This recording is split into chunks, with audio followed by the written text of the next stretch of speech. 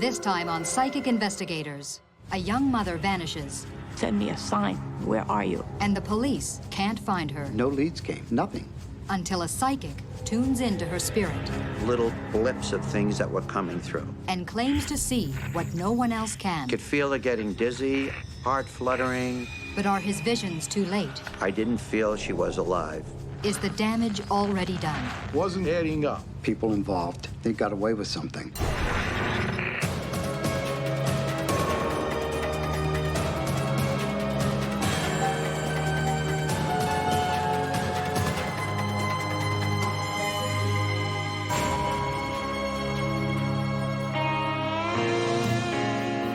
In the shadow of New York City sits Sayreville, New Jersey. Once an industrial powerhouse, by 1996, a bedroom community. Not only do commuters cross the bridge from the big city, but drugs and the damage they do also make their way to Sayreville. On June 1st, 22-year-old single mom Nicole Arochas heads out for a night on the town with friends. The former NYU student lives at home with her parents, leaving her 16-month-old daughter, Dylan, in their care. She was a good mother. I thought, oh, she's going to be asking me to babysit all the time. And I was just out of all that stuff. And I only had one child, and I didn't want to get back into that. And she didn't. Maybe once a month, you know, she'd ask me to babysit. And always after Dylan was already sleeping at night. But when Nicole fails to return home that night, her parents know something is very wrong. Recently, Nicole has been hanging out with a bad crowd, with a taste for booze and drugs. I knew that if she didn't come home and didn't let us know something was wrong, that she couldn't. The next morning, Nicole's father, Jerry, now deceased, heads straight to the Sayreville police to file a missing persons report. Detective Jim Novak is put in charge of the case. Parents know if something's really wrong with their child. I said, what do you think? Mr. Arochas came out and said that I think she's dead. Before you suspect foul play, you try and rule out all of the other common things that normally you find in a missing persons case, especially an adult. There's really no crime to be a missing person. A description of Nicole and her vehicle, a black 1980 Chevy Malibu, are fed into the National Crime Information Computer System. To see if any other police department in the United States ever had contact with that license plate. And there was no one that ran her license plate, or her car wasn't found somewhere and run by the police. Jerry Arochas gives Detective Novak details about his daughter. She didn't like to drive her own car, especially at night. And he wasn't too fond of her choice of friends. He didn't particularly care for her boyfriend, Michael Reed. Detective Novak knows Mike Reed. Reed is a suspect in a recent string of car burglaries. I always thought he was the best liar I've ever met. He would lie to me and smile as he did it. It was almost like Charles Manson type thing. But her father's biggest fear is that his daughter's recent drug habit, heroin, might have something to do with her disappearance. Detectives start by interviewing some of Nicole's friends, Eric Nordling, Todd Connors, and Mike Reed. Detectives went into the house to check the house for Nicole. Other detectives interviewed the three occupants, Eric, Todd, and Michael. And everyone denied having any further contact other than seeing Nicole leave that night to go what they called out to several bars to do some drinking. As we were leaving, Michael called to me. He said, Mr. Novak, I want you to know, I didn't love Nicole. We were only friends. I looked at Detective Sergeant Sprague, and simultaneously, we said to each other, she's dead. And the reason we felt that way is because he used the past tense, and there was no reason at this point to think of Nicole as anything else than in the present, unless there was. But what? There's no evidence to back up a feeling. They continue to pursue the missing persons case, contacting local hospitals, checking towing reports, and connecting with state police. 2 days go by, and there is no sign of Nicole or her car. At this point in the investigation, we had no leads.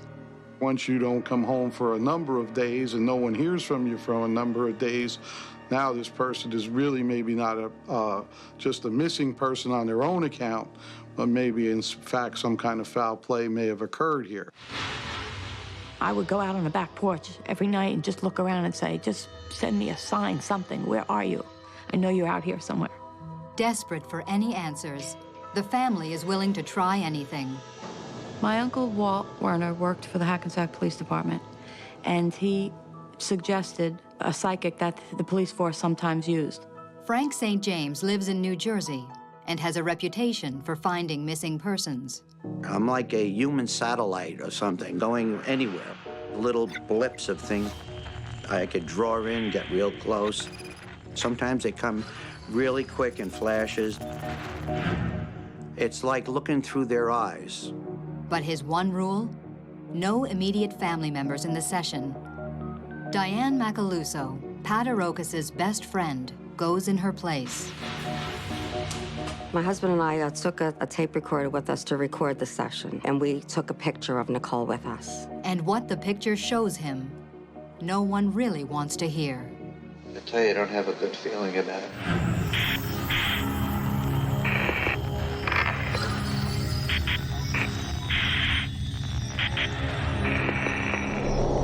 She did expire sometime Sunday morning.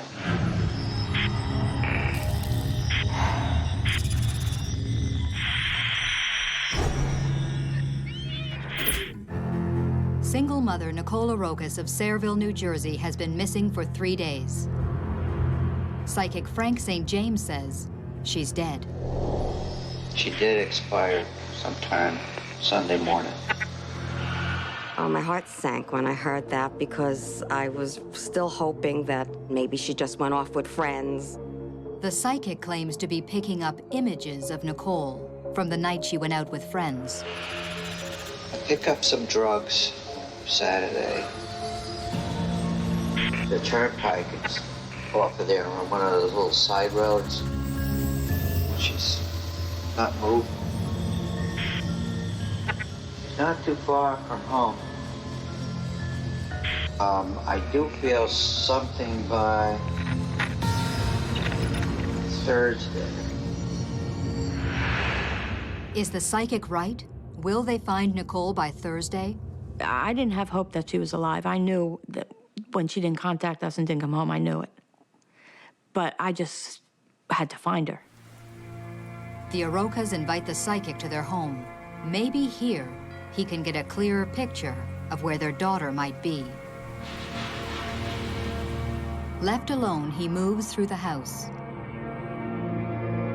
It's in the kitchen where Frank claims to connect with Nicole's spirit. Nicole started to come through really easy.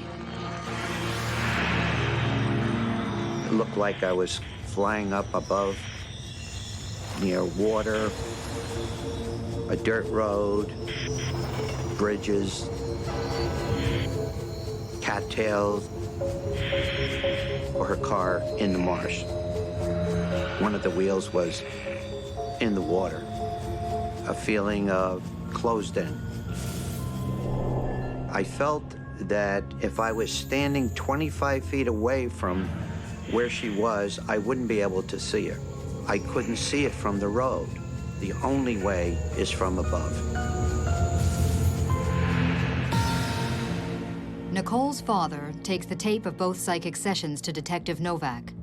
The investigator is skeptical, but he's also reached a dead end. I am not so naive to think that just because I don't have this special ability doesn't mean it wasn't given to someone else. No leads came, nothing. And it's not like we sat on our hands. I thought it doesn't hurt. Began checking all the areas that would resemble areas described by the psychic. There was an old railroad bridge, area where it was tall cattails, area where it was marshy land, ponds, lakes. We came up negative.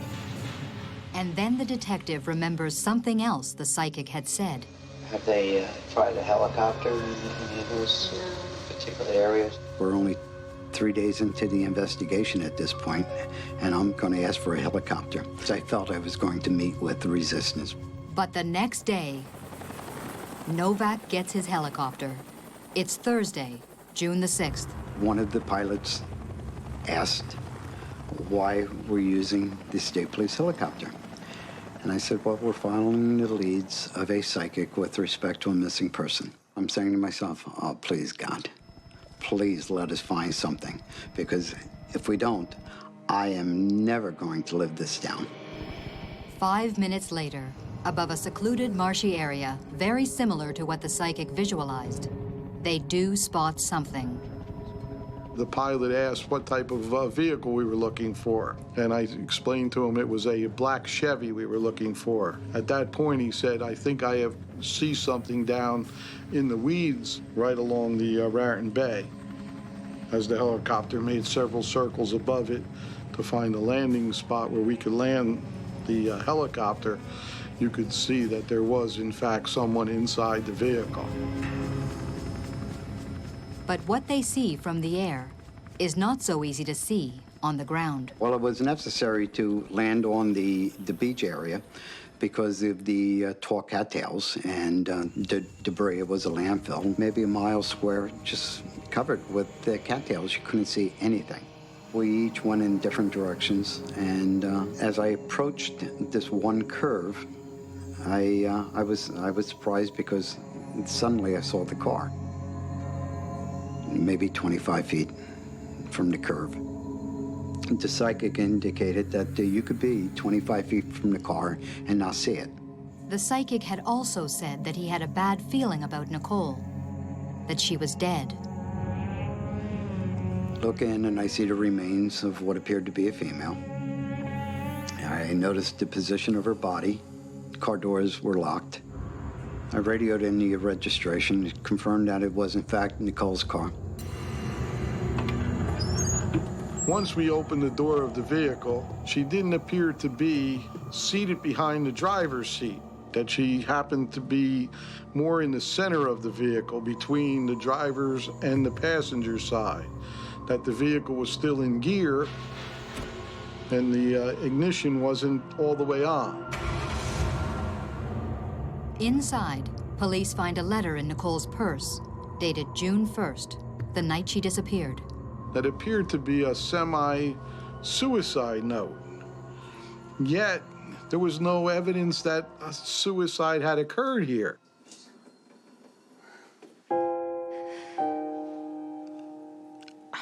I remember being happy that they found her. But it was like I wanted to pass out and I couldn't. I was like halfway, but you know. My heart just ached for Pat and Jerry and Dylan. The autopsy finds the cause of death, acute morphine toxicity, a heroin overdose. The county prosecutor rules her death a suicide, but was it? It didn't make any sense to me that she would do that. It doesn't add up for the detectives either. First, there's Nicole's letter found in her purse. The ink on a date was a different color than the body of the letter, and I thought that was strange. Her mother confirms that Nicole often recorded her feelings, however dark. Nothing that went through her mind wasn't written down somewhere. Because she was living a dangerous life, and in case something happened, she wanted to make sure that people knew things, especially Dylan. Then, the location of the car. And I kept in mind what Nicole's father had told me.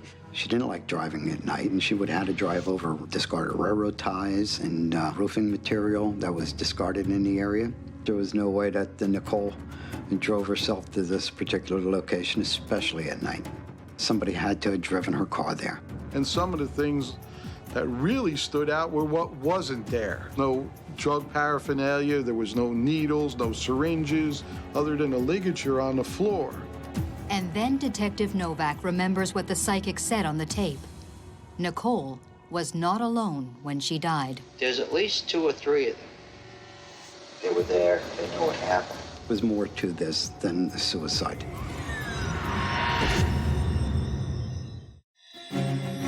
"22-year-old Nicole Arochas has been found dead inside her car, abandoned in a secluded New Jersey marsh. It's ruled a suicide, But a psychic says others were involved, and the lead detective thinks so too. Anyone reading that letter could easily draw the logical conclusion that this was a suicide. However, they didn't have the information that I had. Her boyfriend, on the first day of the investigation, referred to Nicole in the past tense.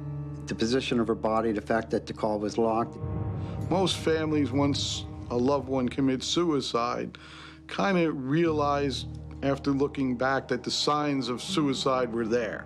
They were depressed or they were having some type of problem. The parents were pretty insistent that they didn't believe that Nicole had taken her own life. And if she did in fact do that, then the crime scene would have been totally different. Usually when you die from a heroin overdose, the death is pretty instantaneous to the injection. There isn't time to remove the syringe from the vehicle, clean up the papers, dust off the dashboard, and make the car kind of neat. If you're gonna inject yourself, you probably would have the car in park. The vehicle had actually been left in gear. If she had been, say, trying to leave the scene and all of a sudden the overdose kicked in and killed her, then that vehicle would have run out of gas before the police found her. Yet once we put the vehicle in neutral and turned the key on, it started right up. The suicide note was folded up in her pocketbook. You would probably leave it out in the vehicle. So everything that seemed to be a suicide just didn't seem to be adding up. If she didn't commit suicide, how did she die? Novak suspects Todd Connors, Eric Nordling, and her boyfriend, Mike Reed. Couldn't imagine why people I suspected would do such a thing to a friend. For the detectives, there seems to be only one answer. Under New Jersey law, if you cause someone's death by giving them a narcotic, it's technically a homicide. I brought in the people involved, got nowhere. The case is officially closed, but for Novak, it's still open. Sometimes it's better to take a step back, let the people involved come to the belief that they got away with something, and they begin to talk and tell friends. Over the next 3 months, his strategy starts to pay off. Just as much as I was repulsed by what had happened to Nicole, the friends of Eric, Todd, and Mike Reed were just as repulsed, because we began getting information through informants with respect to what is being said. Mike Reed shot up Nicole, and she OD'd, and he dumped her out in the landfill. That information wouldn't have been admissible in court because it's hearsay. To have any chance of charging Mike Reed, they need confessions from the people who were with Nicole when she died. They keep waiting.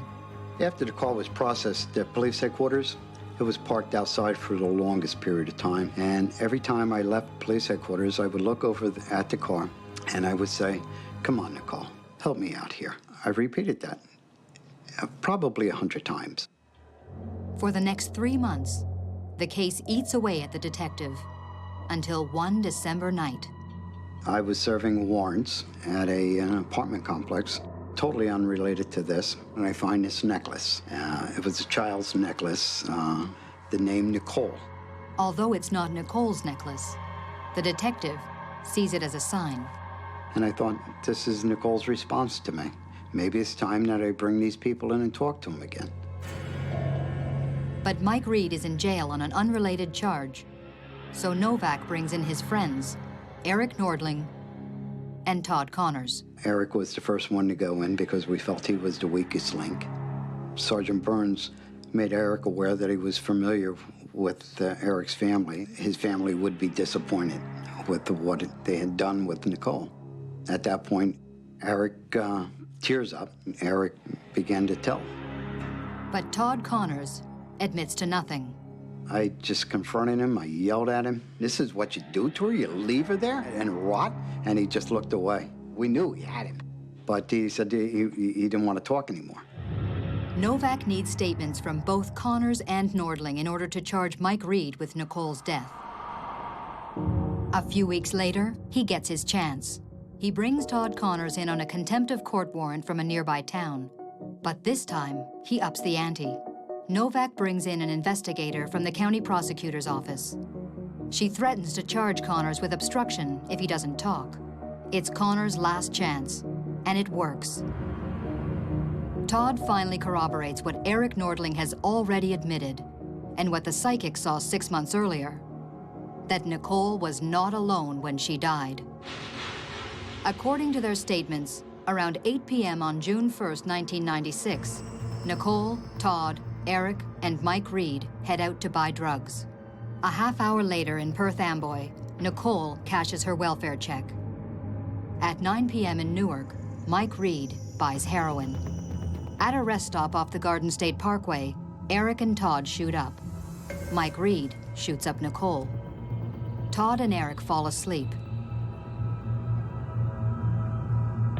When they come to, they're at the landfill, and Nicole is unconscious. Unable to revive her, they panic. But Mike Reed shows them the letter, the one the police initially took as a suicide note. He wipes down the car, removes all the evidence, and locks the doors. All three walk the 2 miles back to Todd Connors' house. She would have never done that to them. That's what bothered me. Never. Even if she had to be found guilty, she would have never done that. On December 16, 1996, Michael Reed is charged with the drug-induced death of Nicole Arochas. He pleads guilty and is sentenced to 10 years in prison. Todd Connors and Eric Nordling walk free. Obstruction charges against them are dropped in exchange for their statements. We had nothing. We found Nicole based on the information supplied to us by the psychic, Frank St. James. And that's it. It's just, I don't see how anyone could dispute it. I can't explain it, nor would I even attempt to.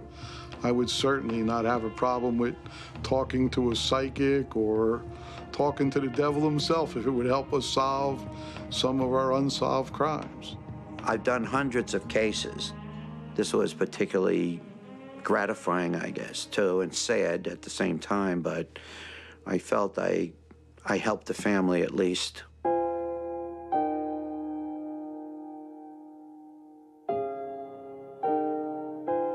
Nothing goes right forever.